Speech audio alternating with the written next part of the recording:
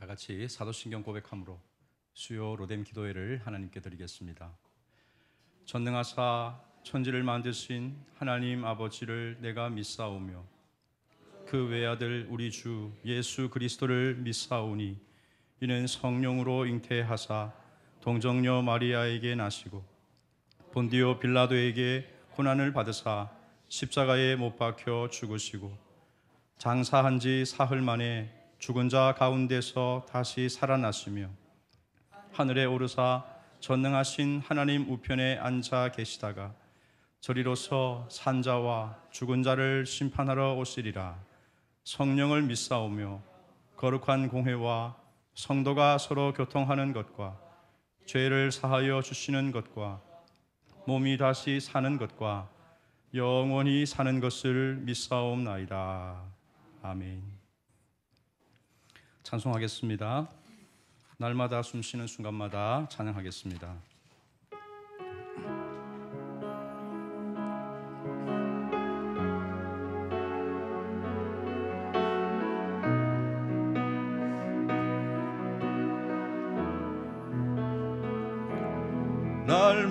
날마다 숨쉬는 순간마다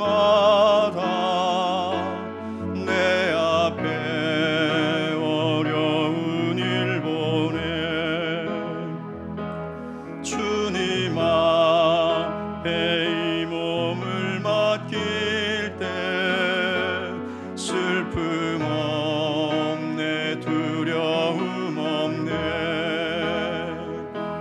주님의 그 자비로운 손길 항상 좋은 것 주시도다 사랑스레 아픔과 기쁨을 수고와 평화와 안식을 날마다 주님 내 곁에 계셔 자비로 날 감싸 주시네 주님 앞에 이 몸을 맡길 때 힘주시 내 위로함 주네 어린 나를 품에 안으시사 항상 평안함 주시도다 내가 살아 숨을 쉬는 동안 살피시 다 약속하셨네 인생의 어려운 순간마다 주의 약속 생각해보네 내 맘속에 믿음 잃지 않고 말씀 속에 위로를 얻네 주님의 도우심 바라보며 모든 어려움 이기도다 흘러가는 순간순간마다 주의 약속 새겨봄 3절 하겠습니다. 인생의 어려운 순간마다 주의 약속 생각해보네 아멘 내 맘속에 믿음 잃지 않고 말씀 속에 위로를 얻네 주님의 도우심 바라보며 모든 어려움 이기도다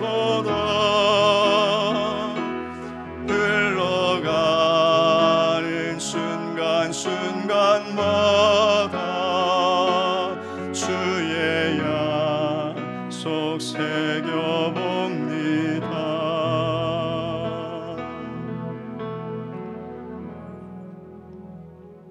기도하시겠습니다.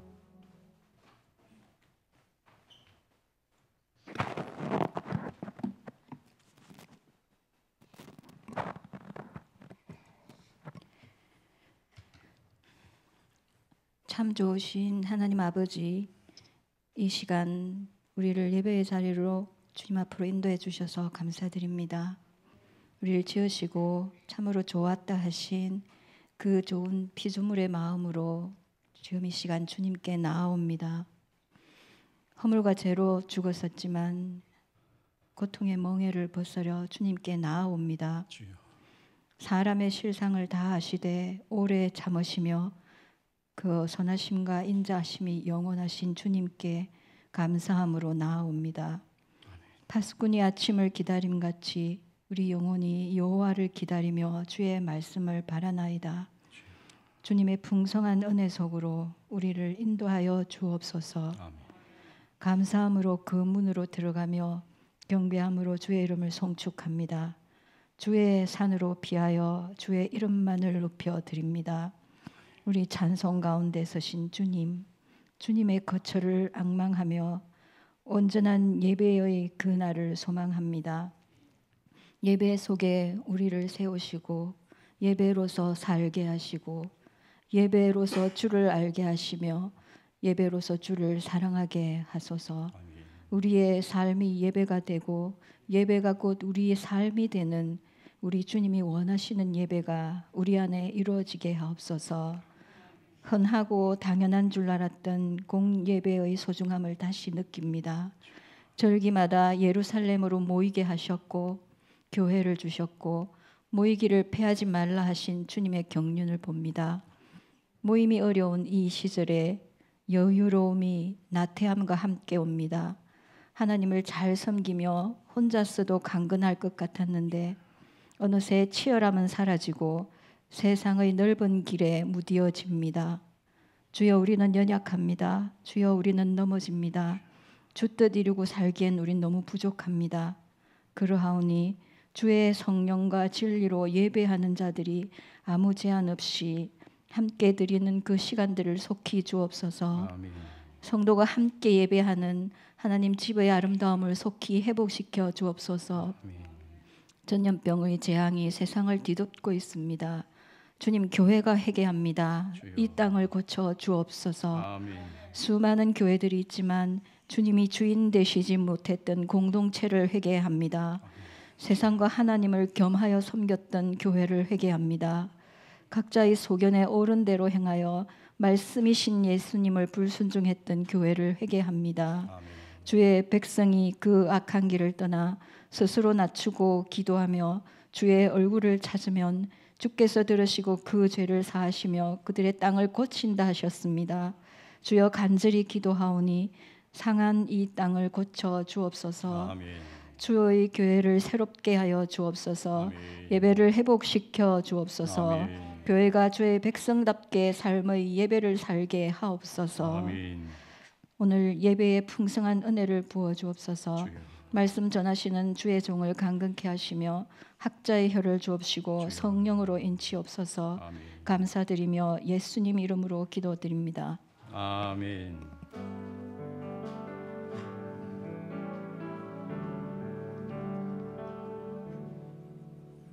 찬송하겠습니다.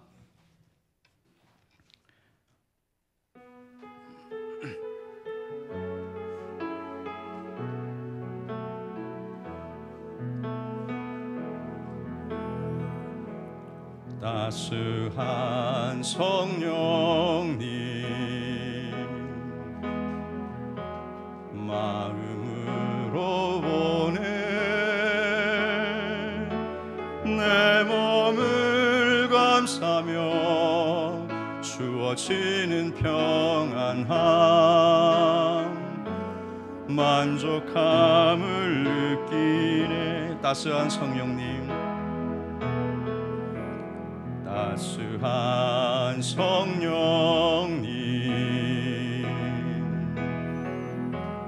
마음으로 보내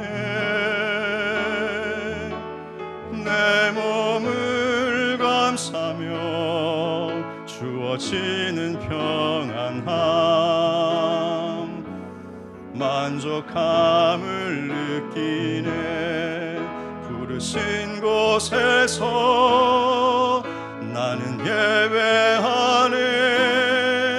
어떤 상황에도 나는 예배하네. 부르신 곳에서 나는 예배하네.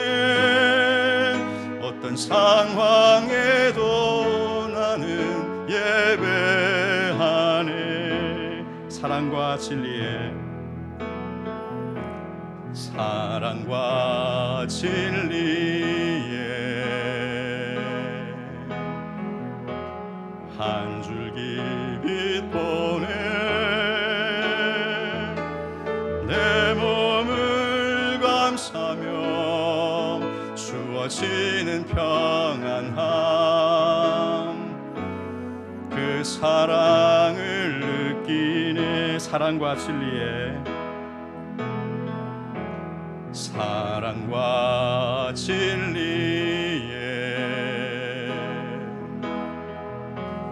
한 줄기 빛 보내. 내 몸을 감싸며 주어지는 평안함 그 사랑을 느끼네.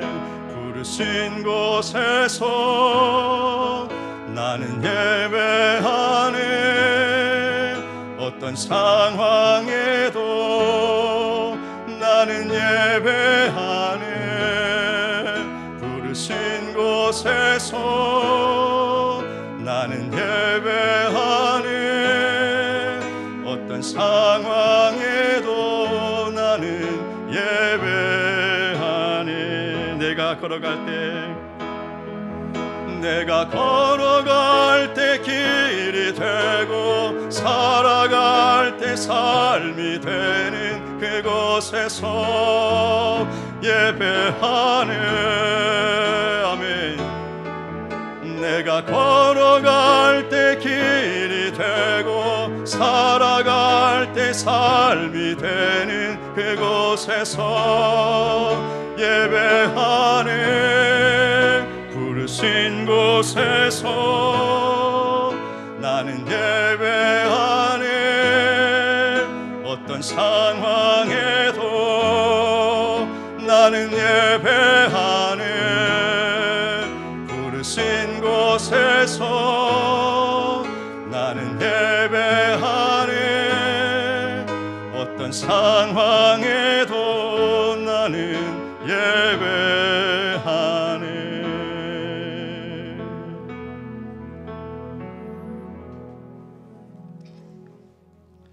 함께 말씀 봉독하겠습니다. 다니엘서 1장 1절에서 9절입니다.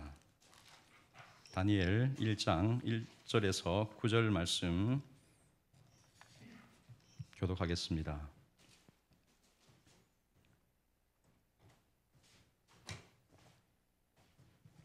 다니엘 1장 1절로 9절입니다. 유다 왕 여호야김이 다스린 지 3년이 되는 해에 바벨론 왕 느부갓네살이 예루살렘에 이르러 성을 에워쌌더니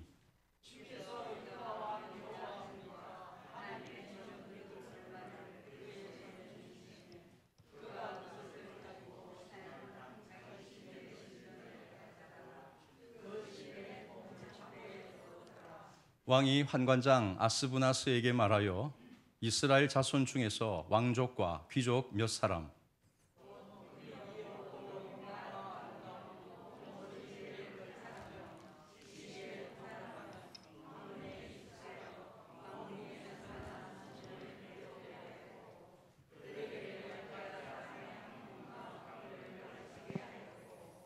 또 왕이 지정하여 그들에게 왕의 음식과 그가 마시는 포도주에서 날마다 쓸 것을 주어 3년을 기르게 하였으니 그 후에 그들은 왕 앞에 서게 될 것이더라.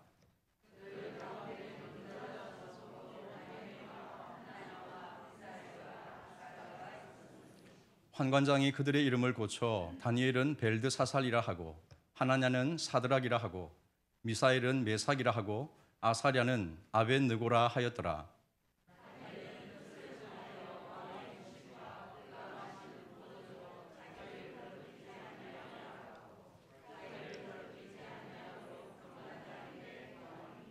하나님이 다니엘로 하여금 환관장에게 은혜와 긍휼을 얻게 하신지라. 아멘. 할렐루야, 반갑습니다. 예, 수요 예배 오신 여러분들을 환영합니다. 참 예전에는 이 수요 예배에 참석하는 것이 큰 일이 아니라 이렇게 여겼는데 요즘 같은 시국에는 참 여러분들의 믿음이 적지 않다 생각을 합니다. 당연한 것이라고 여기시는 분도 있겠지만 또 하나님께 순종해서 또 의지를 들여서 오시는 분들도 많이 계시리라 생각하는데 이 예배가 여러분들에게 하나님의 은혜를 덧입는 그런 시간이 되어지기를 주님의 이름으로 축원합니다. 참 이 공예배는 그렇게 우리에게 함께하는 기쁨 그리고 함께 성령의 은혜를 누리는 그런 복된 시간이라 생각합니다. 이런 공예배가 여러분들에게 하나님의 이 생명의 능력이 임하는 시간이 되기를 바라고 하나님을 만나는 그런 은혜의 시간 되기를 주님의 이름으로 축원합니다. 어떤 초보 전도사가 사역하는 교회에서 작년 설교를 하게 되었습니다. 이제 처음으로 이제 어른들 앞에서 이제 설교를 하다 보니까 잘 준비해야지 하는 그런 여러 가지 고심도 하는 차에 마침 그 이웃 동네에 설교를 잘하기로 소문난 강사 목사님이 집회를 인도한다는 얘기를 듣습니다. 그래서 저 목사님은 어떻게 설교를 끌어가는가 그런 것들을 좀 알기 위해서 그 집회에 참석을 해드렸습니다. 그 강사 목사님이 강단에서 이제 설교를 시작합니다. 제가 지금까지 안아왔던 여인 중에 가장 아름답고 따뜻한 여인은 남의 남자의 아내였습니다. 이렇게 설교를 시작을 했습니다. 순간 좌중이 술렁거렸습니다. 이런 해괴망측한 말이 어디 있나?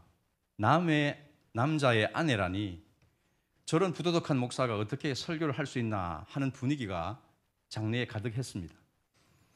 그리고 곧이어서 목사님의 설교가 이어지죠. 그분은 다름 아닌 저의 어머니였습니다. 그렇게 얘기를 했습니다. 그 순간에 이 회중들이 아하 하는 생각에 오해를 풀게 되었죠. 그러면서 이제 그분이 사랑에 대해서 이제 설교를 쫙 이렇게 풀어가더라는 것입니다. 전도사가 딱 그 얘기를 듣고는 무릎을 탁 칩니다. 옳거니 저거구나 그렇게 생각했습니다. 그리고 이제 자기가 맡은 교회에서 작년 설교를 할 날이 다가왔습니다.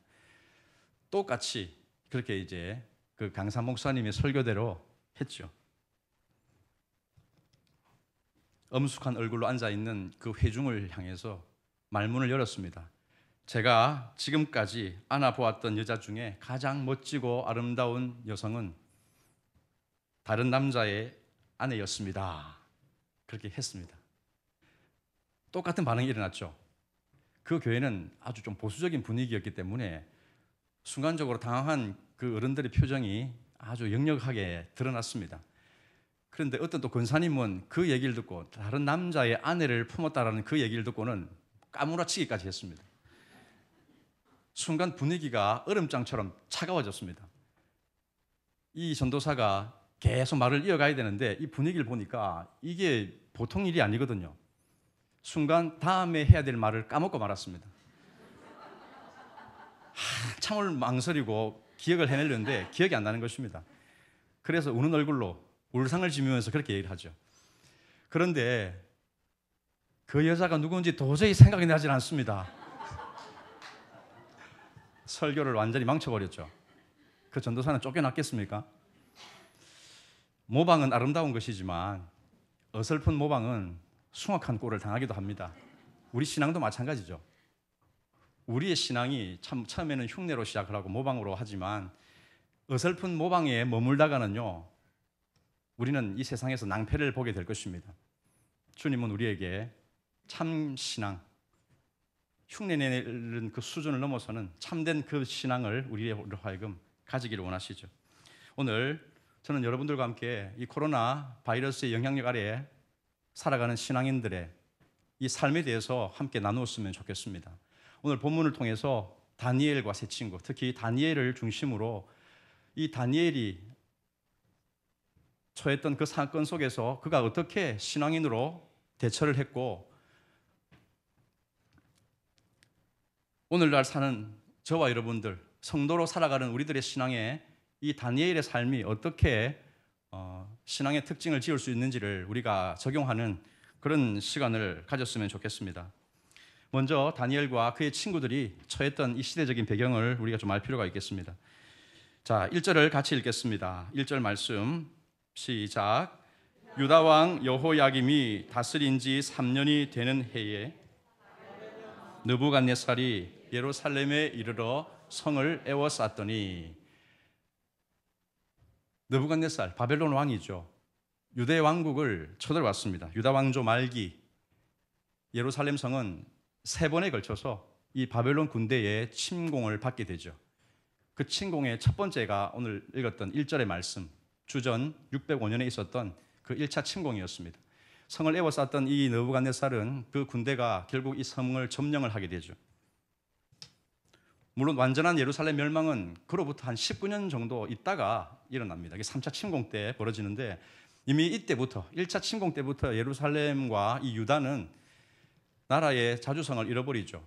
바벨론의 꼭두각시 신세로 전락을 해버리고 맙니다. 성을 함락한 느부갓네살은 약탈을 시작을 하죠. 성전에 있는 각종 보물들을 다 약탈을 해갑니다. 그리고 또 쓸만한 포로들을 잡아가기도 합니다. 그들을 쓸 용도가 있기 때문에 좀 괜찮다 하는 사람들은 다 잡아가는 일을 하게 되죠. 사람이 미래다. 여러분, 우리나라 모기업의 이 슬로건을 들어보셨을 것입니다. 이미 2600년 전에 느부갓네살 왕의 머리에서 나온 그 슬로건이 바로 사람이 미래다. 포로들을 잡아간 이유, 특별히 그 나라의 왕족들, 또 귀족들, 그들의 자제들을 포로로 잡아가는 일을 하였더라는 것입니다. 4절에 보니까 이 인재 발탁의 조건이 나오죠. 4절을 보겠습니다. 제가 읽겠습니다. 곧 흠이 없고 용모가 아름다우며 모든 지혜를 통찰하며 지식에 통달하며 학문에 익숙하여 왕궁에 설 만한 소년을 데려오게 하였고, 그들이 잡아갔던 이 왕족과 귀족의 자제들의 조건들을 보십시오. 용모가 뛰어나야 했습니다. 지혜와 지식이 통달해야 했고 학문이 익숙하다 했습니다. 쉽게 말하면 저 같은 사람을 잡아갔다는 것입니다. 써먹으려고 잡아갔다는 것이죠.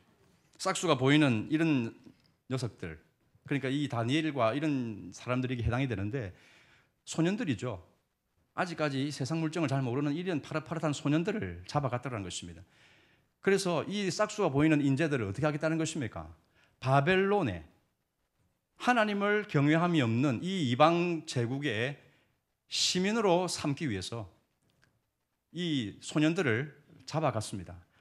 바벨론의 100년 대계를 완성하기 위해서 이 소년들을 그렇게 포로로 끌고 갔더라는 것이죠. 그들 데려가서 뭘 합니까? 싹 다 갈아치웁니다. 싹 다 갈아치웁니다. 일단 그들이 쓰는 언어부터를 바꾸죠. 히브리 언어를 썼던 그들이 이제는 바벨론의 언어를 사용해야 했습니다. 갈대아의 학문을 배워야 했습니다. 그전까지는 토라를 배웠고 율법을 배웠던 이들이 이제는 제국의 완전히 성격이 다른 그런 학문들을 배워야 했습니다. 음식도 다 바꿔버렸죠. 왕이 먹는 그런 진미를 그들 앞에 대령을 해놓고는 그것을 먹이면서 그들을 개조시키기를 시작을 합니다. 그리고 이름도 바꿔버리죠. 6절을 보십시오. 6절, 7절을 우리 같이 읽겠습니다. 6, 7절 시작. 그들 가운데는 유다 자손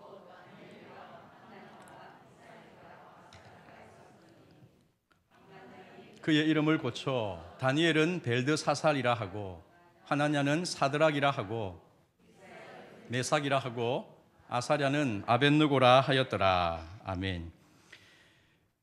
이들은 자기들 이름이 있었죠. 부모님들이 지어주신 그 유대식 이름, 다니엘, 하나냐, 미사엘, 아사랴, 이 이름에 공통점들이 있죠. 엘, 야, 이런 단어가 거기에 다 들어있습니다. 유대인들은 다 그렇습니다. 이사야, 예레미야, 엘리야, 웬만하면 다 이런 단어가 이런 야 들어있죠. 하나님을 가리킵니다. 엘로힘, 야훼를 가리키는 단어죠. 하나님을 경외하는 그런 이름이 이들에게 주어졌었는데 이제는 이걸 다 바꾸어 버립니다.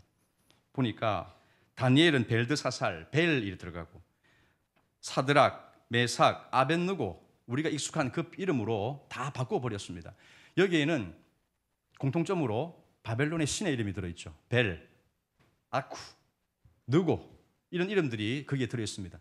그 신들을 추종하고 숭상하는 그런 이름이 그들 속에 새롭게 주어졌다는 것입니다. 유일신 여호와 하나님과 관련된 모든 기억들이 그들 속에서 지워져 버릴 수밖에 없는 상황, 이게 지금 다니엘과 그 친구들이 처해진 현실이었다는 것입니다. 완전히 다 바꿔버리죠. 세상이 달라졌습니다. 그전까지는 율법이 통하는 시대였고 하나님을 부르는 사람들이 모여 있으니까 당연한 그런 전통의 가치들이 당연히 이들에게는 통용이 되어졌는데 무대가 달라졌습니다. 무대가 바벨론 제국으로 끌려가는 그 순간부터는 말하는 것, 그들이 배우는 것, 또 그들이 먹는 것, 이름조차 완전히 바뀌어져 버리는 그런 새로운 세상에 그들이 처하게 되어졌습니다. 율법의 세계관이 먹히지 않는 세상이죠. 당연히 교회 안에서 하나님 말씀 딱 갖다 대면 순종하기 싫어도 순종하는 신용이라도 하는 게 이 공동체 안의 모습인데 이 다니엘과 그 사람들이 처했던 환경은 그것이 아니었다는 것입니다. 이럴 때 다윗은 어떻게 합니까? 8절을 같이 읽겠습니다. 8절 시작. 다니엘은 뜻을 정하여 왕의 음식과 그가 마시는 포도주로 자기를 더럽히지 아니하리라 하고 자기를 더럽히지 아니하도록 환관장에게 구하니. 아멘. 바벨론이 지금 대표적으로 다니엘을 제가 언급을 하겠습니다. 다니엘을 완전히 바꿔버립니다. 이름도 바꾸고 음식도 바꾸고 그들의 옷이며 모든 문화 이런 것들이 싹 다 바꿔버렸습니다. 정신을 개조하려고 하는 것이죠. 여호와 신앙의 그 내용들을 다 그 속에서 삭제해버립니다. 신앙 정체성을 완전히 잃어버리게 만드는 일을 하겠다는 것입니다. 그 애들에게 바벨론에 의한 바벨론을 위한 일꾼으로 만들겠다. 이게 느부갓네살의 이 원대한 꿈이 아니겠습니까? 그래서 다 갈아치웠습니다. 신앙의 정체성을 없애고 하나님을 모르는 인물로 탈바꿈시키기 위해서 일을 했습니다. 그런데 다니엘이 8절에 어땠습니까? 뜻을 정했다고 했습니다. 나는 하나님 여호와의 성민이라는 이 정체성을 나는 절대로 버리지 않겠다. 그렇게 얘기를 하는 것이죠. 이 이방인의 땅이지만 그는 여호와의 성민으로 살아가기를 결심합니다. 세상은 바뀌었고 시대가 달라졌지만 나는 여전히 하나님의 백성이고 하나님에 의해서 살아가는 존재라는 사실을 그가 여전히 지켜내고자 하는 그 의지가 여기에 들어있는 것이죠. 우리는 여기서 신앙의 중요한 특징을 발견할 수 있게 됩니다. 예루살렘 성이 점령을 당했습니다. 다니엘은 왕족 출신의 자제죠. 당연히 조국애가 뛰어났을 것입니다. 그리고 경건함도 겸비한 그런 인물입니다. 나라가 침공을 당했고 점령을 당했습니다. 함락을 당하고 성전의 보물들은 다 빼앗겨버리고 일꾼들 쓸만한 사람들은 다 잡혀가버리는 이 현실 속에서 다니엘 같은 인물은 어떻게 해야 됩니까? 당연히 나는 장렬히 내 조국과 함께 순교를 하겠다. 이런 의지가 충분히 들어있지 않았겠습니까? 왜냐하면 우리가 다니엘의 이 신앙의 색깔을 보면 충분히 그런 것을 느낄 수가 있죠. 그런데 그가 바벨론으로 순순히 끌려갔습니다. 이름을 갈아치우는데 그것에 저항하지 않았습니다. 학문을 새롭게 가르치는데도 그걸 수용했습니다. 다 수용했죠. 조국도 잃고 부모도 잃고 자기가 그렇게 경외하여 왔던 하나님을 알지 못하는 이 시대 속에 그가 살아가게 되었습니다. 율법이 통하지 않는 이 세상에서 내가 무엇을 할 수 있을까? 그런 고민들을 그가 하지 않았겠습니까? 그런데 그가 거기에서 살아남고자 했다는 것입니다. 다른 것을 다 빼앗겨 버리지만 나는 그곳에서 자리를 하고 있겠다. 이게 지금 다니엘이 우리에게 보여주는 모습이라는 것입니다. 그가 신앙을 포기했습니까? 변절했습니까? 예루살렘 촌놈이 저 바벨론의 이 선진 문물을 보고 흠뻑 젖어가지고 이거 정말 멋지다 그렇게 동화되어져 버렸습니까? 아닙니다. 뜻을 정했다고 그랬습니다.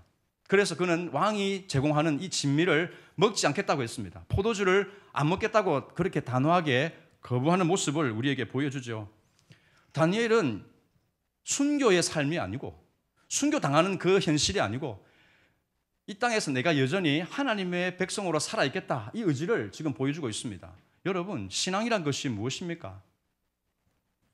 장렬한 순교만이 전부가 아니라는 것을 우리가 잘 알아야 됩니다. 물론 순교자가 받는 그 특권, 축복이 크지만 그것보다 오히려 더 중요한 것은 이 혼탁한 시대에 하나님의 정체성을 가지고 살아남는, 그래서 하나님의 뜻을 실현하는 일에 사용되어지는 그런 사람들이 분명히 필요하다는 사실을 우리가 기억해야 되겠습니다. 순교 당하는 것이 능사가 아니고 그곳에서 내가 신앙인으로 살아남는 것, 이게 오늘 다니엘이 우리에게 보여주는 신앙입니다. 여러분, 신앙은 하나님을 온전히 의지하는 것이죠. 신앙인은 어떤 사람입니까? 어떤 상황 속에서도 온전히 하나님만을 바라보는 사람이 신앙인입니다. 막연한 믿음이 아니라 성경이 증거하는 믿음이잖아요. 삼위일체 하나님, 그 하나님의 뜻을 따라서 내가 살아가겠노라, 이거를 결단하고 하나님께 자신을 맡긴 사람이 기독 신앙인 아니겠습니까? 그러면 그 사람은 철저히 하나님을 의존하는 사람입니다. 밝은 날, 이 맑은 대낮에도 하나님을 신뢰하지만 어둡고 캄캄한 밤에도 하나님을 의존하는 사람입니다. 순풍이 불을 때만 하나님을 따르는 사람이 아니고 역풍이 몰아칠 때도 여전히 그 하나님은 나의 하나님이기 때문에 하나님만을 의존하겠습니다, 그렇게 각오하는 사람이 신앙인이죠. 아멘입니까, 여러분? 여러분들이 이런 신앙이 되기를 주님의 이름으로 축원합니다. 하나님을 의지하면서 그런 삶의 방식을 내 삶 속에서, 전 영역 속에서 그것을 실천하고 그것을 보여주는 사람, 이게 바로 그리스도인 아니겠습니까? 어떤 시대, 아니 오늘날 우리가 살아가는 이 동시대에는요, 지구촌 반대편에 예수 믿는 것 때문에 순교당하는 현실을 받아들여야 되는 사람들이 있습니다. 어떤 사람은 질병의 이 두려움, 질병의 이 공포 속에서 예수님 믿고 하나님 의지하다가 그렇게 병들어 죽어가는 사람들도 있습니다. 그런데 어떤 사람은 그렇게 그냥 속절없이 죽는 것이 아니고 그곳에서 하나님을 의지하면서 버티고 살아내는 그런 사람들도 존재하는 것이죠. 순교만이 다가 아닙니다. 오늘 다니엘과 이 친구들이 보여주는 삶은요, 이방 땅에 가서 하나님께서 원하시는 삶을 살아내는 순교자적인 삶을 우리에게 보여주고 있습니다. 오늘 우리가 다니엘을 통해서 배우는 첫 번째 신앙인의 특징이 무엇입니까? 그것은 바로 순교적인 삶입니다. 순교적인 삶. 순교가 아니라 순교를 방불하는 거의 순교와 같은 그런 삶으로 내가 있는 이 자리에서 믿음으로 살아내는 것, 이것이 참된 신앙인 것을 우리에게 가르쳐주고 있습니다. 다니엘은 벨드사살로 살도록 강요받았죠. 이름도 바꾸고 언어와 학문도 바꾸었습니다. 먹는 것도 바꾸었습니다. 모든 의식주가 다 바뀌어지는 그런 상황이었습니다. 그런데 다니엘은 다른 것은 다 허용했지만 왕이 주는 그 진미, 저는 참 이해가 잘 안 됩니다. 왕이 주는 진미 얼마나 대단하겠습니까? 그런데 그것을 포기한다 했습니다. 우리가 잘 알고 있죠. 그 이유는 명백합니다. 두 가지 이유가 있죠. 여기 오늘 본문에 보니까 자신을 더럽히지 아니하리라, 여기 단서가 있습니다. 하나님의 거룩한 율법이 성민으로 살아가는 데 있어서 부정하게 여기는 이 동물들, 그 부정한 것이 있다고 말을 하고 있으니까 그것을 취하지 않겠다는 것입니다. 왕의 수라상에 올라가는 이 요리들은 부정한 동물들이 대부분 만들어지는 그런 음식들이죠. 그래서 그것을 거부한다 했습니다. 더 중요한 이유는 그것은 바벨론의 신전에 성별되어진 음식이었기 때문입니다. 하나님께 성별되어진 여호와의 성민 다니엘이 그것을 받아들일 수가 없는 것이죠. 그렇게 해서 그것까지 받아들이면 나의 신앙이 완전히 무너져 버리는 그런 모습을 이 다니엘이 느꼈던 것입니다.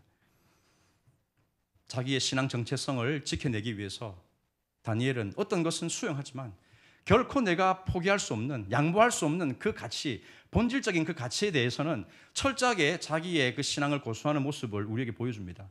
우리가 이 현대 사회, 이 다원주의 사회를 살아가면서 가져야 되는 그런 삶의 태도라고 할 수가 있겠습니다. 그런데 참 다니엘이 참 훌륭하고 지혜로운 것은 무엇입니까? 그렇게 거부를 하지만 이 이방 권위자에게 그대로 맞서질 않습니다. 죽으면 죽으리라 이런 태도가 아니고 지혜롭게, 아주 지혜롭고 현명하게 그것을 먹지 않고도 살아가는 방법을 그가 우리에게 보여주고 있다는 점입니다. 내 종교적인 신념에 따라서 나는 저항하다가 죽으리라 순교자로 삶을 끝내는 것이 아니고 여전히 세상과 구별된, 세상과 다른 방식으로 살아가는 사람들이 있다는 것을 다니엘이 우리에게 보여주고 있는 것입니다. 그런데 여러분, 이런 삶의 방식이 얼마나 쉽지가 않은지 우리는 잘 알고 있죠. 다원주의, 하나님이 없는 이 세상 가운데 살아간다는 것은요, 그 순교에 맞먹는 그런 우리의 각오가 없이는 결코 하나님이 원하시는 그런 신앙을 만들어낼 수가 없다는 사실, 우리가 동의하고 있지 않습니까? 그렇습니다. 여러분, 오늘날 우리 시대를 보십시오. 지금은요, 교회에 가는 것도 눈치를 보아야 하는 시대가 되어져 버렸습니다. 물론 전염병 때문에 그렇지만 우리들이 스스로 조심하는 이런 차원을 넘어서 어쩌면 이 세간의 시선을 너무나 우리가 의식한 나머지 그것을 우리가 두려워하고 있지는 않는가 돌아보는 것입니다. 눈치를 보는 것이죠. 눈치를. 나는 하나님의 백성이고 하나님께 나와서 예배를 드림이 당연한데, 물론 그것이 우리 안에 지혜롭게 해야 될 때가 있죠. 그런데 어떨 때는 여러분들의 마음을 잘 살펴보십시오. 내가 왜 하나님을 찾지를 못하고 망설이고 있는지. 질병에 대한 두려움입니까? 아니면 다른 사람들이 나에게 대해서 어떤 시선을 가지고 심지어 직장에서 어떤 불이익을 내가 당할까 하는 그런 무서움 때문입니까? 매스미디어의 시선을 우리가 무서워하고 있지는 않습니까? 혹시라도 예배 중에 감염자가 나와서 우리 교회가 이제 매스컴을 타게 되면 어떻게 되냐? 이 문제가 생기죠. 그것 때문에 또 확산의 조짐이 또 우리 안에서 또 일어난다는 이 불안감들이 얼마나 우리들의 마음을 졸이게 만드는지를 모르겠습니다. 코로나 시대에 신앙인으로 산다는 거, 우리는 지금 고민을 해야 될 때가 된 것 같습니다. 무엇이 순교자적인 삶인지, 내가 진정 무서워하고 있는 것이 무엇인지, 사람의 손가락입니까? 아니면 그 질병 그 자체입니까? 우리가 정말로 두려워야 될 것은 하나님 아닙니까? 하나님. 정말로 경외하고 내 인생의 모든 것을 책임져 주시는 그 하나님을 내가 두려워하는 것이 신앙인으로서 당연한 태도인 줄로 믿습니다. 그런데 우리에게는 하나님이 빠져버리면 너무나 많은 것들이 우리를 무섭게 합니다. 사람의 그 말 한마디가 얼마나 우리들의 마음을 들었다 놨다 하는지 모르겠습니다. 사랑하는 여러분, 우리는 이 코로나 사태를 지혜롭게 또 담대하게 그렇게 대응을 해야 되겠습니다. 물론 우리가 이 세상에서 가지는 그 근심을 우리가 전혀 도외시할 수는 없습니다. 하지만 여러분들 안에 있는 이 신앙의 내용을 한번 점검해 보시라는 것입니다. 과연 내가 내 육신의 안전 때문에 이 일을 하지를 못하고 있는 것인지, 다른 사람들에 대해서 받는 그 불편한 점을 내가 받지 않기 위해서 일을 하고 있는지, 내가 마땅히 지켜내야 될 이 하나님을 향한 신앙, 이 공예배를 비롯해서 여러분들이 세상 가운데서 믿음으로 살아가는 그런 방식들을 다시 한 번 더 점검해 보시기를 바랍니다. 코로나 외에도 오늘날 우리 주변에 얼마나 우리를 압박해 오는 그런 메시지들이 많습니까? 세상은 우리들을 향해서 네가 기독교인인 것을 드러내고 사는 것을 나는 안 말린다. 하지만 유난 떨지 말아라, 이 얘기를 합니다. 적당히 해라, 적당히. 교회 와서 신앙생활 하는 거 안 말린다. 하지만 회사에 피해는 주지 말아라. 이런 말에 우리가 얼마나 두려워하고 있습니까? 적당히 해라. 이게 얼마나 교묘한 사탄의 거짓된 메시지입니까? 미지근한 신앙, 이게 얼마나 그리스도 주님께 책망을 받는 모습입니까? 여러분, 우리가 경고로 삼아야 되겠습니다. 사람들은 우리가 열심을 내고 하나님을 찾으면 꼴 사납다 그렇게 여깁니다. 무엇이 유난 떠는 거고 무엇이 꼴 사나운 겁니까? 하나님의 백성이 하나님을 찾고 하나님께 예배하는 것은 당연한 건데 언제 세상에 우리에게 뭔가 도와준 게 있습니까? 항상 평가하고 비판하고 항상 우리를 향해서 손가락질을 할 뿐이지, 그런 사람들의 소리를 우리가 너무나 의식을 해서 하나님께 마땅히 들어야 될 그 우리의 삶의 예물, 그 재물대물 우리가 포기한다는 것은 참 우리가 신앙을 다시 한 번 더 돌아봐야 하는 것이라고 생각을 합니다. 신앙은 일요일에 가서 마음껏 하고 평일날에는 일터에 와서는 절대 예수 믿는 티 내지 마라, 그런 얘기를 여러분 듣습니까? 이 말이 겁나는 건 아닙니까? 직장에서는 다른 많은 사람들이 하는 것처럼 그렇게 하면 된다. 유별나게 네가 뭘 그렇게 예수를 믿고 그래 하겠다고 그런 일을 하느냐, 편해지 말아라, 그런 얘기를 하죠. 그런 말에 우리는 주눅이 듭니다. 교회가 마치 광신자 집단인 것처럼 그렇게 매도하는 이 세상에 이런 평가들을 우리가 두려워하는 것이죠. 여러분, 우리가 예수 믿는 거 이거는 자연스럽게 드러나는 것입니다. 요즘에 세간에 이런 말이 있습니다. 신조어인데요, 꾸안꾸 들어봤습니까? 꾸안꾸. 저는 여러분들에게 우리들의 이 세상에서의 신앙이 꾸꾸꾸가 아니고 꾸안꾸가 되어야 된다, 이렇게 말씀드리고 싶습니다. 무슨 말인지 알아듣습니까? 꾸꾸꾸가 뭔지 아십니까, 여러분? 여자분들은 아실 텐데 이게 패션하고 화장하고 관계되는 것입니다. 꾸꾸꾸는 뭐냐면요, 꾸며도 꾸질꾸질, 꾸며도 꾸질꾸질. 그럼 꾸안꾸는 뭐겠습니까? 꾸민 듯 안 꾸민 듯 꾸민. 요즘에 이게 대세랍니다, 우리 여성분들을. 그런데 신앙도 마찬가지입니다. 신앙을 그냥 막 광신자처럼 대놓고 드러내고 이러는 게 아닙니다. 마치 얼굴에다 십자가 막 그리고 막 이렇게 다니라는 게 아닌 거죠. 우리들이 예수 믿는 것은요, 정말 향기를 풍기는 겁니다. 은은한 향기를 풍기는 겁니다. 그러니까 내 있는 자리에서 성실하게 하나님이 주시는 그 소명을 따라 살아가는 그 삶은 꾸민 듯 안 꾸민 듯 꾸민, 예수를 믿는 듯 안 믿는 듯 믿는 그런 모습이 된다는 것입니다. 여러분 동의하십니까? 우리가 세상 가운데서 세상 눈치 보지 말고 하라고 한다고 해서 그냥 막 예수 믿는 그 표를 내고 이게 아니고, 예수 믿는 사람의 정말 고급스러운 가치, 그 참 멋진 모습들을 드러내는 그 일을 주님은 우리에게 원하시는 것입니다. 다니엘이 지금 이 이방 황실에서 이렇게 훈련받으면서 하는 모습들을 보게 되면 충분히 그런 삶을 보일 수가 있죠. 죽으면 죽으리라 아닙니다. 철저하게 그 사람은 본질적이지 않는 것들은 수용을 합니다. 하지만 이 진리에 관련된 것들은 양보를 하지 않죠. 그것도 지혜롭게 이 다니엘의 이 현명함과 이 참 경건함을 우리가 배워야 되지 않겠는가 싶은 것입니다. 그런데 이것이 바로 우리들에게 요구하는 순교자적인 삶입니다. 자기를 더럽히지 아니하리라 했던 이 다니엘의 신앙이 오늘 우리가 가져야 되는 신앙의 특질이라는 것을 가르쳐주고 있는 것이죠. 다니엘은 뜻을 정하여 왕의 진미와 그의 마시는 포도주로 자기를 더럽히지 아니하리라 결심을 했습니다. 본질을 지키겠다는 것입니다. 신앙 정체성을 가지고 살아가겠다는 것을 그 스스로가 각오를 했고, 아마 이것은 그 옆에 있는 하나냐, 미사엘, 아사랴, 유대에서 왔던 그 친구들과 뜻을 함께 했던 그런 내용이라고 생각합니다. 참 우리 교회도 이런 참 청소년들이, 이런 소년들이 참 서로 간에 이 믿음을 뜻을 의기투합하면서 이렇게 우리는 살아가보자라고 하는 그런 참 아름다운 모습이 일어나기를 우리가 꿈꾸어 봅니다. 우리의 자녀들이 이런 삶에 도전할 수 있기를 우리가 함께 중보하면서 나아가야 되겠습니다. 바벨론 제국의 힘이냐, 여호와 하나님의 그 주권의 힘이냐, 이 기로 사이에서 선택을 해야 되는 것입니다. 바벨론은 너무나 거대해 보이지 않습니까? 압도당합니다. 압도당해. 하지만 눈에 보이지 않는 하나님이 이 세상 질서를 펼쳐나가고 있습니다. 바벨론의 왕을 세운 이가 하나님이라는 사실 우리가 믿죠. 우리 안에 일어난 일은 우연히 하나도 없습니다. 하나님의 선한 뜻을 이루기 위해서 언제나 하나님은 그 모든 것들을 섭리 속에서 운행하고 있다는 이 능력을 우리가 바라보지 않습니까?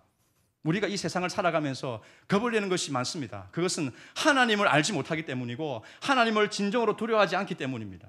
여러분들의 이 신앙을 한번 점검해 보십시오. 어떤 상황 속에서도 하나님만을 의존합니까? 그냥 죽어버리는 삶이 아니고 순교적인 삶을 여러분들이 살아내려고 몸부림치고 있습니까? 주님이 우리에게 무엇을 원하시는지 알지만 얼마나 우리는 이 일에 대해서 타협을 하고 그냥 속절없이 다 내어주는지를 모르겠습니다. 정말 내어줘야 될 것을 안 내주고 안 내줘야 될 것을 내어주고 우리는 이렇게 반대로 살아가고 있지 않습니까? 저는 여러분들이 어떤 상황 속에서도 하나님만을 절대적으로 의존하겠습니다.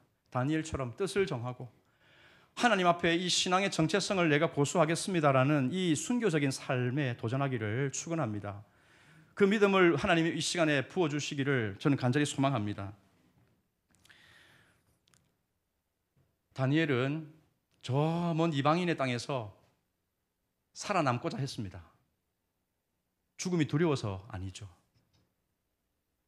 이 참 앞서가는 선진 문물을 완전히 흠뻑 젖어서 한번 호의호식 해보겠다, 그거 아니지 않습니까?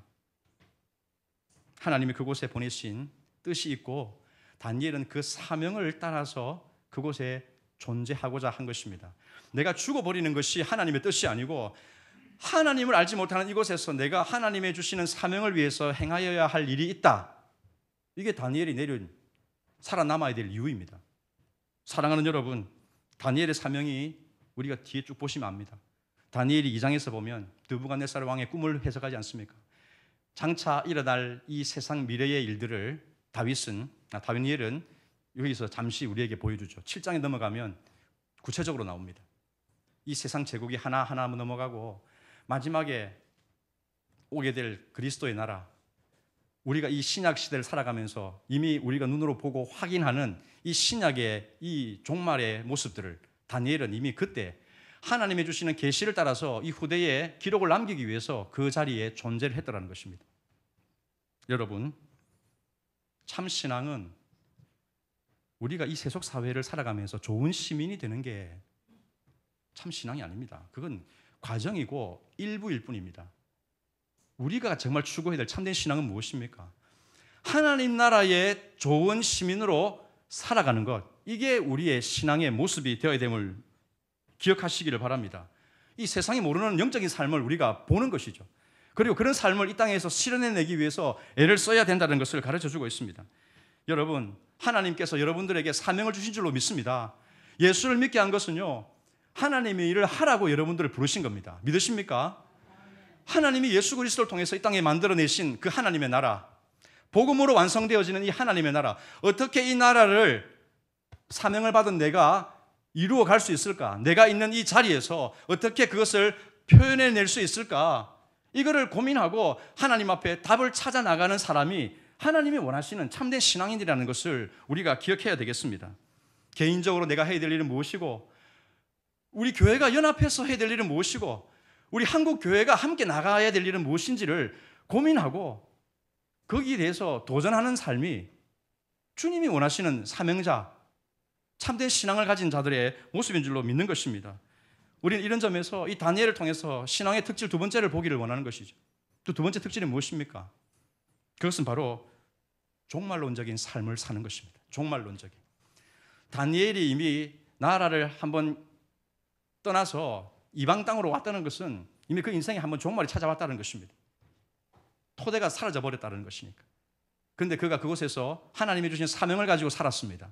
오늘 저와 여러분들이 이 시대를 살아가는 건요, 다니엘이 그렇게 계시를 통해서 보여주었던 하나님의 나라, 이미 우리에게 도래했습니다. 예수 그리스도로 완성되어진 이 하나님의 나라 안에서 내가 다시 오실 그 예수 그리스도를 바라보면서 살아가는 삶, 종말론적인 삶이죠. 이미 하나님 나라는 이게 섰지만 완성될 그 나라를 바라보면서 재림의 신앙을 가지고 살아가는 것, 이게 오늘 다니엘을 통해서 우리가 도전하고 배워야 될 그런 신앙의 특징이라는 것입니다. 여러분들은 장차 머지않아 우리를 위해서 천국이 그리스도로 말미암아 다가오게 될 것을 바라보고 살아가고 계십니까? 다시 말씀드려 볼까요? 다가올 예수님의 나라, 재림으로 말미암아 완성되어질 그 천국을 여러분들 사모하면서 이 땅을 살아가고 있습니까?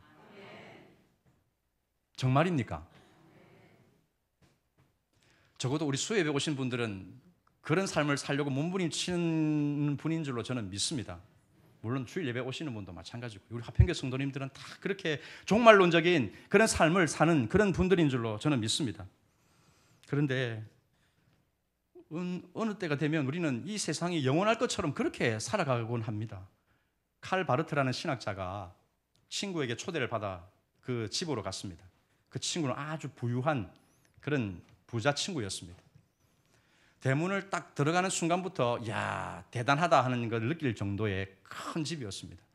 정원을 들어가 보니까 참 이름도 모를 그런 정말 아름답고 예쁜 그런 나무들이 이 정원사의 손질을 받아서 다 가꾸어져 있습니다. 실내로 들어가니까요, 그 안에는 막 그런 값진 골동품들, 그런 아주 값진 그런 가구들, 또 그런 진열해 놓은 이런 것들 보니까 야, 이거는 한눈에 봐도 야, 이 사람은 정말 돈 많은 사람이고 정말 교양이 뛰어난 아주 참 고상한 취미를 가지고 있는 사람이구나 알 수 있을 정도였습니다. 향기로운 차를 대접받으면서 친구하고 이제 이 칼 바르트 학자가 대화를 합니다. 이렇게 말했죠. 이보게, 이곳에는 한 가닥의 종말론도 남아있지 않구려. 와, 좋다, 너무 좋다, 이게 아니고 차를 마시면서 하는 말이, 여기에는 한 가닥의 종말론을 생각하게 만드는 것이 있지 않다, 이렇게 아주 날카로운 말을 했습니다. 여러분 같으면 어떻게 하겠습니까? 집 구경하고 막, 그죠? 우리 또 우리 여자 집사님들은 더더욱 그럴 거 아니겠습니까? 남자들은요, 또 차를 좋아하니까 차, 자동차 이런 걸 부러워하면서 참 그렇게 할 텐데, 참 이런 걸 보면서 우리가 한 가닥의 종말론, 정말로 우리가 바라봐야 될 것은 그 영원한 나라인데, 이 세상의 것이 잠시 있다가 머물러 사라져 버리면 그 영원한 나라가 우리에게 올 텐데, 이런 모양, 이런 모습으로 내가 살아가면 그 나라에서 내가 어떤 모습으로 하나님 앞에 서게 될까를 여러분들 생각해 보십니까? 어떤 기독교인들은 세상 재미 다 해보고 나서 늙고 병들어서 더 이상 기쁨을 누리지 못하는 순간이 되면 그때서 나는 재림을 한번 생각해 보겠습니다, 천국을 한번 생각해 보겠습니다, 그런 말을 하는 사람이 있습니다.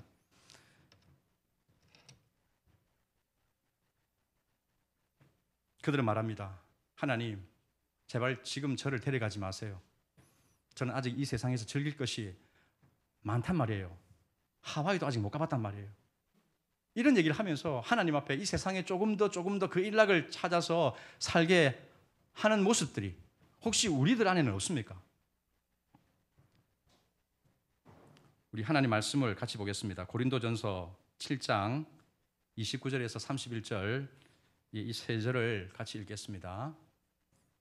같이 읽습니다. 시작. 형제들아,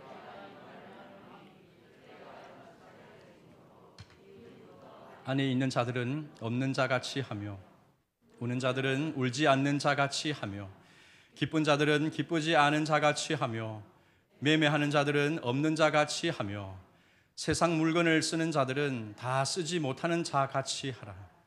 이 세상의 외형은 지나감이니라. 아멘. 저는 여러분들이 이 말씀에 따라서 종말론적인 삶에 다시금 우리 삶을 재확인하는 그런 기회가 되기를 주님의 이름으로 축원합니다. 미국의 제1차 대각성 운동을 주도했던 그 주역이 있습니다. 조나단 에드워즈.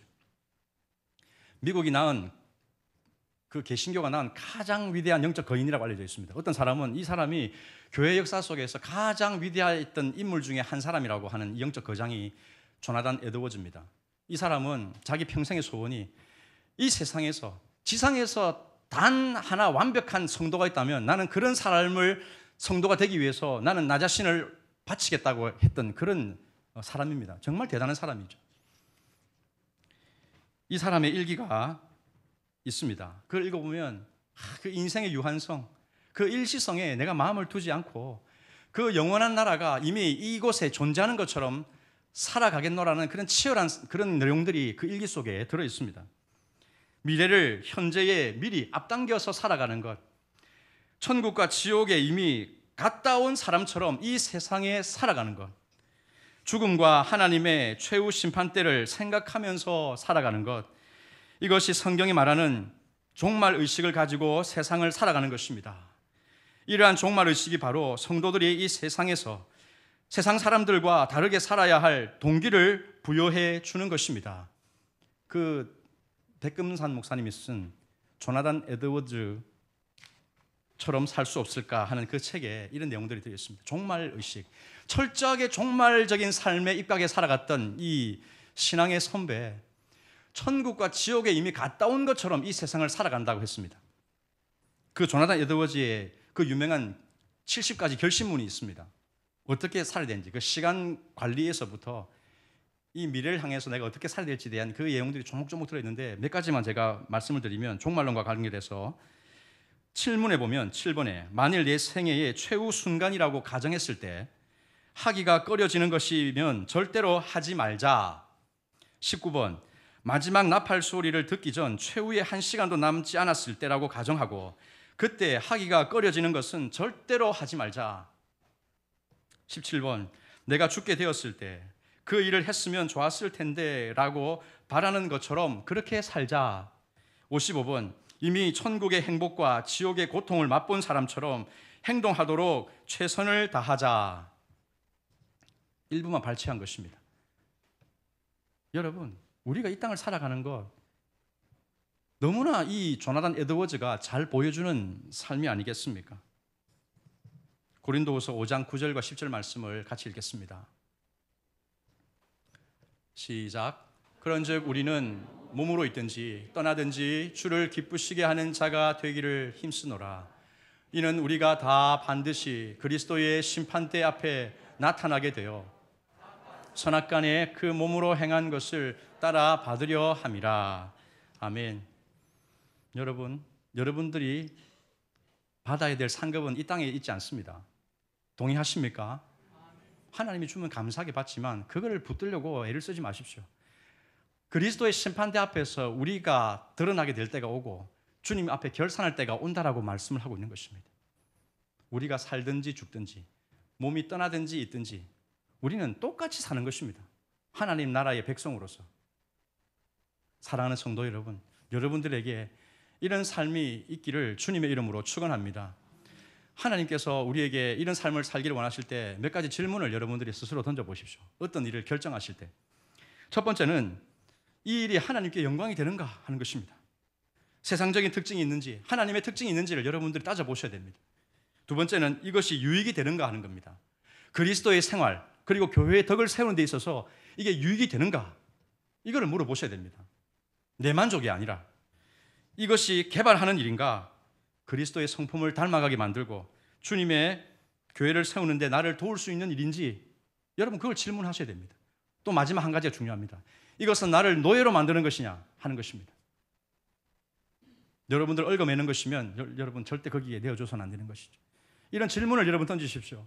그리고 치열하게 순교적인 삶으로, 종말론적인 삶으로 그렇게 나아가실 수 있기를 바랍니다. 말씀을 정리하겠습니다. 우리가 살아가는 이 세상에서 그리스도인들을 향해서 보여주는 첫인상 어떻습니까? 다 부정적인 것 투성입니다. 쪼잔하고 위선적이고 자기밖에 모르는 고집불통이고 타협할 줄 모르는 그런 융통성 없는 사람들, 이렇게 매도를 해버립니다. 아마 매스미디어가 그런 역할을 했을지 않았을까 생각하는데요. 그게 여러분 그리스도인의 모습입니까? 아닙니다. 너무나 왜곡되어졌습니다. 우리들의 모습만 봐도 안 그렇지 않습니까? 그런데 몇몇 교회에 그냥 적을 두고 신앙 깊이 없이 그렇게 살아가는 몇몇 초심자들이 그런 실수를 범한다고 해서 그걸 전부로 매도할 수는 없는 것입니다. 참된 신앙의 그런 내용들을 알고 정말 치열하게 살아가는 얼마든지 건강한 그리스도인들이 있지 않습니까? 저와 여러분들이 그 일에 도전해야 됩니다. 신앙인이 얼마나 멋진 사람들인지, 얼마나 이 세상에 기여할 수 있는 사람들이고 정말 영원한 가치들을 이 땅에 심을 수 있는 존재들인지를 여러분들의 삶을 통해서, 성품을 통해서 보여줄 수 있어야 됩니다. 오늘 주님이 다니엘을 통해 우리에게 도전하는 모습이 이런 삶인 줄 믿습니다. 사랑하는 여러분, 세상과 힘으로 싸우려고 하지 마시고 우리의 씨름이 영적인 것에 있음을 알고 어둠의 권세를 결박해 하는 일에, 하나님의 나라를 보고 그 영적인 세상을 이 땅에 심는 일에 여러분들이 하나님이 주시는 그런 평강과 자유함과 성령의 능력을 따라서 그 일을 감당하실 수 있기를 주님의 이름으로 축원합니다. 기도하겠습니다. 하나님 감사합니다. 하나님을 경외함이 없는 저희들에게 하나님을 알게 하시고 하나님을 두려워하지 않는 이 세상 속에서 하나님의 말씀을 가지고 하나님의 성령 안에서 살아갈 수 있도록 우리를 붙들어 주신 은혜를 감사합니다. 우리가 흐트러질 때 주님은 말씀으로 우리를 일깨워 주시고, 특별히 오늘 이 다니엘과 이 위대한 소년들의 이 결단을 보면서 우리가 어떤 삶으로 나가야 할지를 깨닫게 됩니다. 주님, 순교적인 삶, 종말론적인 삶, 이 시대에 참으로 필요한 그런 삶의 내용인 줄 믿습니다. 우리 화평교회 모든 성도들에게 하늘의 신령한 능력을 부어주셔서 그 영원한 나라를 바라보면서 이 땅을 살아내는 그런 위대한 하나님의 사람 되게 하여 주시옵소서. 우리의 처한 현실 속에서 그렇게 믿음으로 살아내기를 몸부림치며 하나님께 영광을 드러내는 그리스도의 향기를 풍기는 귀한 성도의 삶이 되도록 축복하여 주시옵소서. 감사드리며 예수님 이름으로 기도드리옵나이다. 아멘. 시간이 좀 지나서 바로 두 가지를 가지고 우리 기도하면 좋겠습니다. 함께 기도할 때 첫 번째는 오늘 주신 말씀입니다. 여러분들은 얼마나 천국을 사모하면서 살아갑니까? 얼마나 이 세상의 일락과 또 삶의 염려 속에서 살아가고 있습니까? 주님이 우리를 먹이시고 채워주신다고 말씀합니다. 우리가 가져야 될 삶의 내용이 무엇입니까? 그거는 내가 주님 앞에서 내 욕심을 내려놓고 하나님의 뜻대로 살아내는 이 순교적인 삶이라고 생각을 하는 것입니다. 세상의 유혹이 몰려올 때 나는 절대 이것에 타협하지 않겠습니다라고 결단하기를 바랍니다. 다니엘의 뜻을 정해서 그 본질에 따라서 하나님이 주신 사명을 따라 살았던 것처럼 우리가 이 세상 것에 일희일비하지 않고 영원한 가치를 이 땅에 실현하기 위해서 그렇게 하나님의 은혜를 구하면서 이 신앙의 몸부림을 치는 그런 저와 여러분들의 삶이 되기를 간절히 소망합니다. 이 시간 우리 한번 같이 기도할 때 하나님, 나에게 순교적인 삶에 도전할 수 있는 믿음을 주시옵소서. 그 영원한 나라가 이 땅에 이미 완성되어진 것처럼 살아내는 종말론적인 삶을 살게 하여 주시옵소서. 세상의 유혹을 이기고 하나님의 가치를 실현해내는 그런 성도가 될 수 있게 해달라고 우리 자신을 위해서 같이 기도하겠습니다. 하나님 아버지 감사합니다. 하나님 감사합니다. 주님, 오늘 주님의 귀한 말씀을 통해서 이 다니엘이 보여주었던 그 신앙의 하나님의 한 부분을 통해서 우리가 이 사회 속에서 가져야 될 신앙의 내용들을 돌아보게 됩니다. 하나님, 순교를 맞이하는 이들도 있지만 우리는 여전히 이 세상에서 살아내야 될 사명을 가지고 있는 사람들입니다. 하나님을 드러내기 위해서, 복음의 가치를 증거하기 위해서 예수님이 가져오신 이 하나님의 나라가 어떻게 이 세상 가운데 표현되어져야 되는지를 우리가 하나님 보여주기 위해서 우리는 이 세상을 씨름하면서 살아내야 됩니다. 하나님, 세상과 타협했던 나의 죄를 회개합니다. 세상과 동화되어져 갔던 나의 모습을 회개합니다.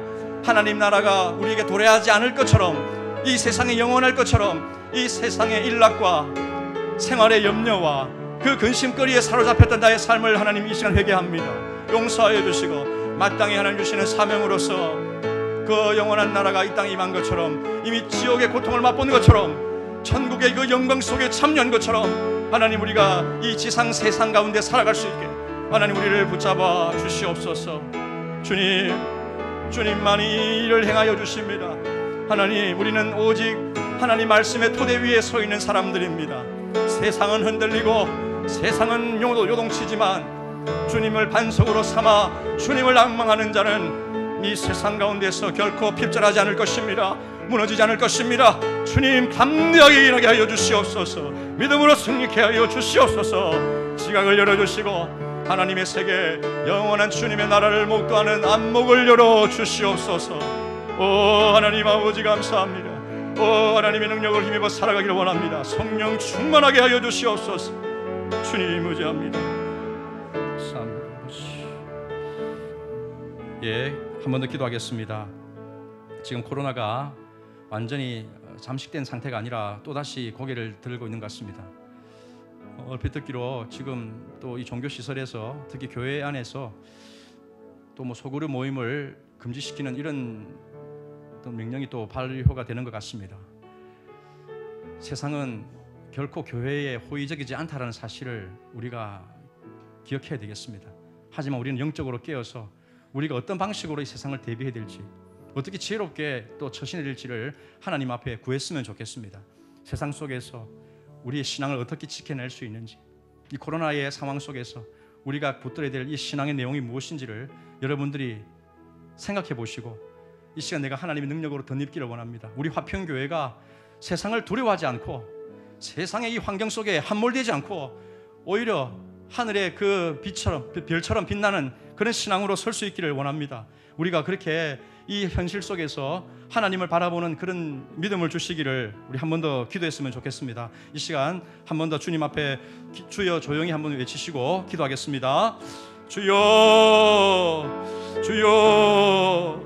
하나님 아버지, 하나님 아버지, 우리는 무엇을 바라보고 무엇을 생각하고 무엇을 선택하고 어떤 결정을 내리며 나아가야 합니까?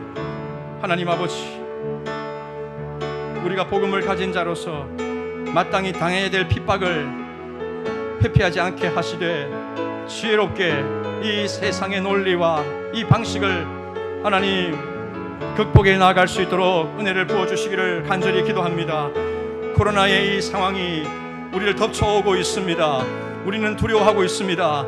그러나 주님, 이 광풍이 몰아친다 하여도 하나님만을 전적 의존하는 이 참된 이 신앙, 이것을 결코 포기할 수가 없습니다.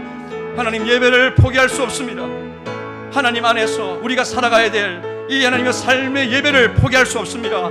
세상을 두려워하는 그 마음은 하나님을 알지 못하기 때문이며 하나님을 기억하지 못하기 때문임을 주님 깨닫습니다.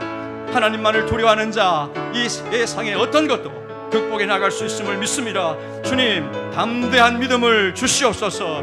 이 코로나 상황 속에서 내가 하나님 붙들어야 될 그 하나님의 믿음, 이 신앙을 하나님 우리를 새롭게 하여 주시옵소서. 말씀이 필요한 자에게 약속의 말씀을 부어주시옵소서. 하나님, 기도의 단을 쌓아야 될 자에게 주님을 나와 엎드리는 자가 되게 하여 주시옵소서. 하늘의 신령한 양식을 먹여주시옵소서. 주의 권능으로 충만하게 하여 주시옵소서. 하나님, 우환과 근심과 염려 속에 쌓여져 있는 자들이 있습니까? 주님 앞에 피하여 가는 지혜로운 자가 되기를 원합니다. 세상에서 나의 힘으로 지혜로 하나님을 극복하지 않게 하시고 주님 앞에 나와 잠잠히 하나님의 그 하나님의 심령을 토로하는 자가 되게 하여 주시고, 하늘의 하나님, 전능하신 하나님, 이 모든 것을 주권적으로 통치하시는 섭리하시는 하나님을 바라보고 주님께서 이 모든 것을 하나님이 돌보시고 인도해 가시는 것을 경험하게 하여 주시옵소서. 하나님, 이 밤이 그렇게 주님의 이름을 부르고 주의 얼굴을 바랄 때에 주님의 임재가 우리 안에 있는 것을 하나님 확신하는 자리가 되게 도와주시고, 믿음이 와해되어진 자, 무장해제되어진 자, 세상에서 아무런 힘을 발휘하지 못하는 하나님 무기력한 우리들의 삶이 다시금 하나님의 성령 안에서 재무장되어져서 담대하게 서서 하나님의 세상을 향하여 믿음의 소리를 바라는 자가 되게 하여 주시옵소서. 하나님의 권능을 아버지 하나님이여 우리의 삶을 통하여 증거하는 화평교회가 되게 하여 주시옵소서. 하나님, 무너진 예배를 회복시켜 주시옵소서. 말씀과 기도의 생활들을 회복시켜 주시옵소서. 성령 안의 교제, 성도 안의 이의 만남과 이 사귐 속에서 어떤 해함도 상함도 어떤 문제도 생기지 않도록 지켜보아 주셔서 그 속에서 천국을 경험하고 하나님 나라 향해서 종말 논쟁 그 삶을 하나님이여 풍성케 하는 일에 쓰임받게 하여 주시옵소서. 한 사람도 빈손으로 돌아간 자 없게 도와주시고, 하나님이 주시는 그 말씀의 은혜, 하나님의 그 능력을 풍성하게 누리며 세상에서 승리하는 삶을 살게 하여 주시옵소서. 주여, 주님,